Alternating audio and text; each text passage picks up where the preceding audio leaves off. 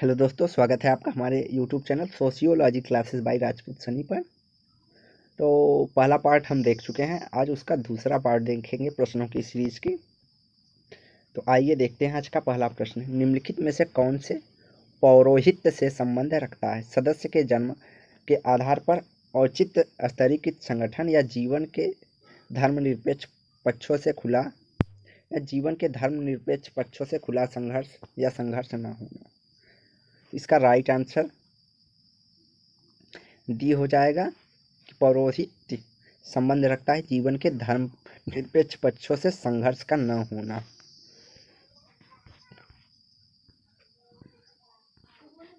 अगला प्रश्न है, निम्नलिखित में से कौन सा कथन सत्य है? तो आज समाज प्रथाओं से अधिक कानून पर आधारित है।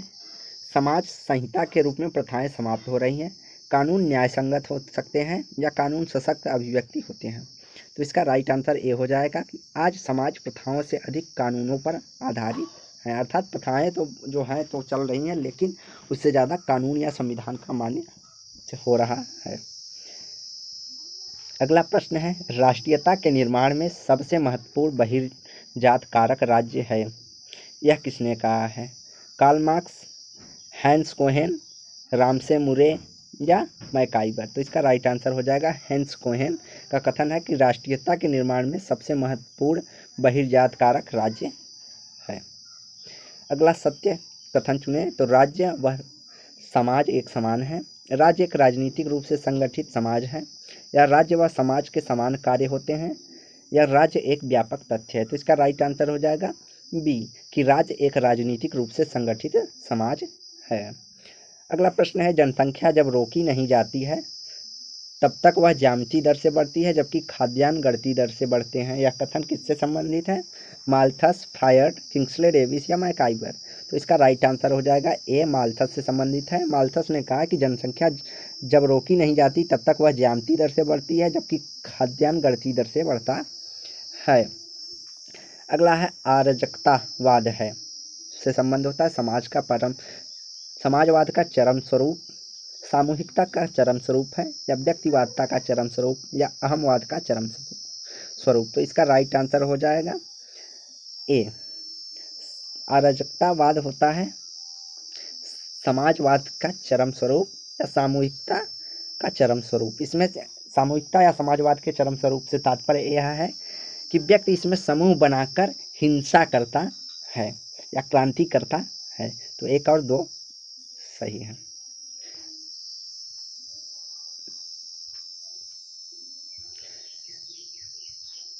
अगला है, राजनीतिक संस्थाओं का लक्ष्य क्या है? सत्य कथन चुनिए। कानून व्यवस्था कायम रखना, सत्ता को लागू करना, या राज्य की सत्ता का विस्तार करना, या व्यक्ति की सर्वोच्चता सेवा? तो इसका राइट आंसर हो जाएगा राज्य की सत्ता का विस्तार करना या राज्य की सत्ता को कायम रखना राजनीतिक संस्थाओं का लक्ष्य होता है। अगला प्रश्न है, राष्ट्रीयता धर्म की तरह एक विषयनिष्ठ मनोवैज्ञानिक मन स्थिति है और वह एक आध्यात्मिक स्वामित्व व अनुभव करने, सोचने व जीने की एक विधि है। यह कथन संबंधित है। तो यह कथन रामसे मुरे से संबंधित है कि राष्ट्रीयता धर्म की तरह एक विषयनिष्ठ मनोवैज्ञानिक मन स्थिति है, वह एक आध्यात्मिक स्वामित्व व अनुभव करने, सोचने और जीने की एक विधि के रूप में देखते हैं। यह कथन रामसे मुरे से संबंधित है। निम्न में से कौन जागीरदारी प्रथा की अनूठी विशेषता है? कानून में असमानता, संपत्ति की निर्मित असमानता, पैतृक व्यवसाय को बढ़ावा देना, या जनता के राजनैतिक अधिकारों के प्रति अस्वीकृति? तो इसका राइट आंसर हो जाएगा बी कि जागीरदारी प्रथा की अनूठी विशेषता यह है कि वह संपत्ति की निर्मित असमानता, अर्थात संपत्ति में निर्मित होता है। किसी के पास जमीनें होती हैं, किसी के पास नहीं होती हैं।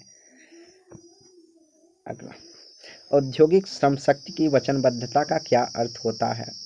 अस्थायी आधार पर औद्योगिक श्रमिकों की सहभागिता, श्रमिक संघों की गतिविधि में सहभागिता, हड़तालों में सहभागिता, या श्रमिक कल्याण हेतु वचनबद्धता? तो इसका राइट आंसर हो जाएगा औद्योगिक श्रमिक शक्ति की वचनबद्धता अस्थायी आधार पर औद्योगिक श्रमिकों की सहभागिता से संबंधित है।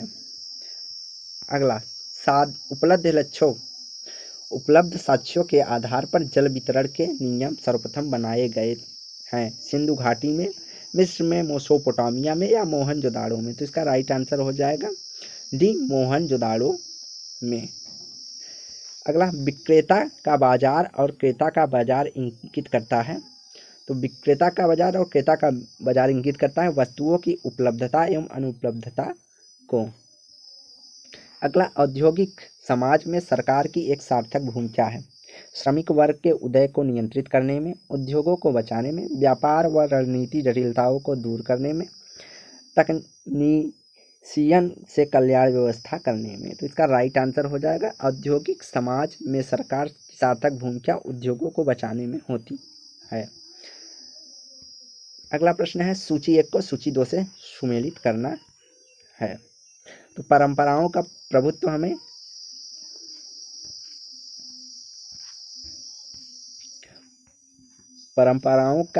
हमें कृषि समाज में देखने को मिलता है। विशेषीकरण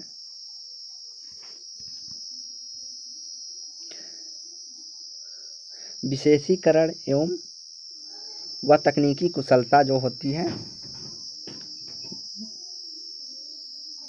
प्रतियोगिता बाजार मुक्त अर्थव्यवस्था में देखी जाती है। राज्य द्वारा नियंत्रण नियोजित व्यवस्था होती है, ए का बी होगा। और विशेषीकरण व तकनीकी कुशलता एक जटिल अर्थव्यवस्था की विशेषता होती है। तो एक बार फिर से देख लेते हैं।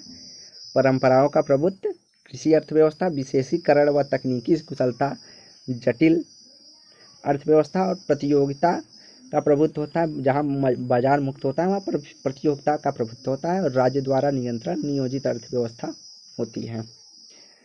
तो इसका राइट आंसर हो जाएगा डी। अगला, सूची 1 को सूची 2 से सुमेलित कीजिए। तो वस्तुओं का उत्पादन, श्रमिक संगठन। वस्तुओं का उत्पादन कारखाना से संबंधित होगा। श्रमिक संगठन एक श्रमिक नेता के रूप में देखा जाएगा। भूमंडलीय प्रतिस्पर्धा मुक्त अर्थव्यवस्था और सामूहिक उत्पादन, जो सामूहिक उत्पादन है वह उपभोक्तावाद से संबंधित है। तो इसका राइट आंसर हो जाएगा डी। अगला प्रश्न है, विभिन्न आर्थिक इकाइयों में आय के स्तर में भिन्नता को मापते हैं। प्रतिवक्र से, मांग वक्र से, कीमत वक्र से या लारेंज वक्र से? तो इसका राइट आंसर हो जाएगा लारेंज सिद्धांत या लारेंज वक्र से आर्थिक इकाइयों में आय का मापन होता है। अगला, सूची 1 को सूची 2 से सुमेलित कीजिए। तो उत्पादन प्रणाली कार्ल मार्क्स से संबंधित है। वर्ग, जाति और शक्ति की अवधारणा हमारा मैक्स वेबर से संबंधित है। जबकि व्यक्तिनिष्ठता, विशेषता या कंटेनर से संबंधित है। और स्व पहचान की अवधारणा वार्नर से संबंधित है, अर्थात सभी सुमेलित है। तो राइट आंसर हमारा ए हो जाएगा। अगला प्रश्न है, ज़ेलेस्की मॉडल के लिए निम्न में से क्या सत्य है? यह गतिशील संक्रमण मॉडल के नाम से भी जाना जाता है। तो यह कथन सत्य है। प्रवचन प्रवृत्ति में परिवर्तन जननांगी संक्रमण के स्तरों के समानांतर होती है, यह कथन असत्य है। और गतिशीलता संक्रमण मुख्यतः आधुनिक समाजों के अनुभवों का चित्रण करता है, तो यह कथन सत्य है। तो राइट आंसर हो जाएगा 1 और 3, तुम्हारा बी। ज़ेलेस्की मॉडल से संबंधित है कि गतिशीलता संक्रमण मॉडल के नाम से भी जाना जाता है, और गतिशीलता संक्रमण मुख्य रूप से आधुनिक समाजों की प्रमुख विशेषताओं के रूप में गिनी जाती हैं। अगला, सूची 1 को सूची 2 से सुमेलित करना है। तो गतिशील संक्रमण का मॉडल जो है यह ज़ेलेस्की से संबंधित है। प्रवचन का सिद्धांत जो हमारा जिप से संबंधित है। उत्क्रमित अंतर का सिद्धांत हमारा रेवेंस्टीन से संबंधित है। और मध्यम अवसर का सिद्धांत हमारा एस स्टाउपर से संबंधित है। तो राइट आंसर हमारा हो जाएगा बी।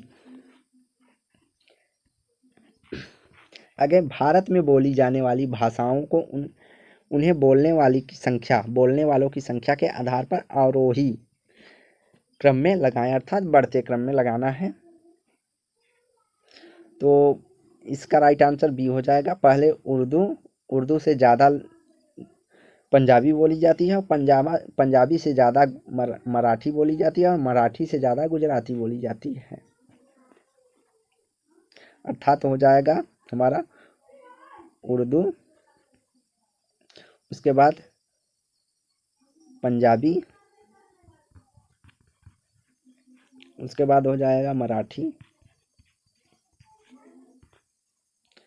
मराठी के बाद हो जाएगा गुजराती।